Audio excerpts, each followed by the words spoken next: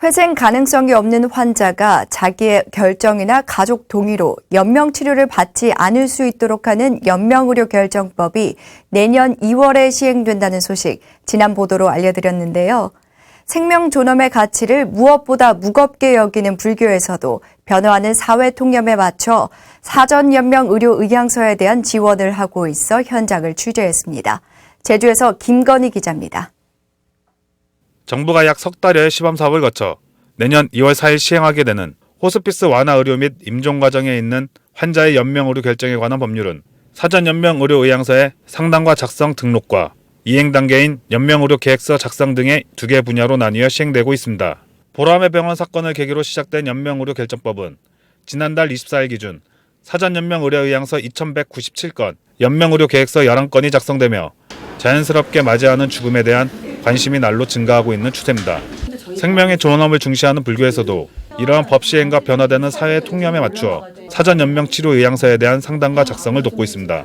수십 년간 꾸준한 불교 호스피스 활동을 통해 부처님의 가르침을 실천하고 있는 수상스님은 생사의 갈림길에 선 환자들과의 만남이 웰다잉에 대한 스스로의 자문이 시작되었다고 말합니다. 오랜 시간 호스피스 활동을 하면서 많은 이들의 죽음을 접하면서 우리가 죽음을 그냥 막연히 당한다. 그 죽음을 어떻게 아름답게 받아들이고 숭호해 갈 것인가에 대한 고민을 하게 됐습니다. 현재 제주 웰다잉 문화연구소를 통해 일반인들의 의향서 상담과 작성을 돕고 있는 스님은 건강한 시기에 본인 스스로의 의지로 사전 연명 의료 의향서를 작성하는 것이 매우 중요한 일이라고 밝혔습니다. 내가 그러한 상황에 놓여졌을 때 혹은 내 주변 가족이 그러한 일이 되어졌을 때 그렇게 생각하고 조금도 자연스럽게 받아들일 수 있는 그런 계기가 되지 않을까, 그런 의미에서 미리 써보는 것이 굉장히 중요하다라고 생각을 하게 됐습니다. 실제로 사전 연명 의료 의향서와 함께 시환 사업 중인 연명 의료 계획서의 경우 임종기의 환자를 대상으로 하는 복잡한 절차와 환자의 의료를 중단한다는 가족들의 죄책감 등으로 참여율은 저조한 상황입니다.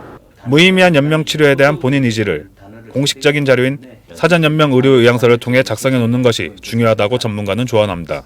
죄책감을 가지면서 이게 심폐소생술을 중단하는 것들이 부모님을 위해서 이게 되게 효도하는 것인지 이런 것에 대한 분란과 논란거리가 좀 있다라고 생각합니다. 그래서 그런 논란거리를 없애기 위해서라도 건강할 때 본인이 어떤 상황이 될 때 그 상황을 미리 예측을 해서 본인 스스로가 결정할 수 있는 것들이 자기 결정권이라는 데서 가장 중요하다고 생각합니다. 삶에서뿐 아니라 죽음의 문제까지 그 중심에는 오로지 자신이 있다는 것을 받아들이기에는 갈 길이 멀어 보입니다. 하지만 중생들의 아픔을 가까이서 공감하고 치유해 나가면서 불교의 가치도 자리 잡아 나가길 기대하고 있습니다. BTN 뉴스 김건희입니다.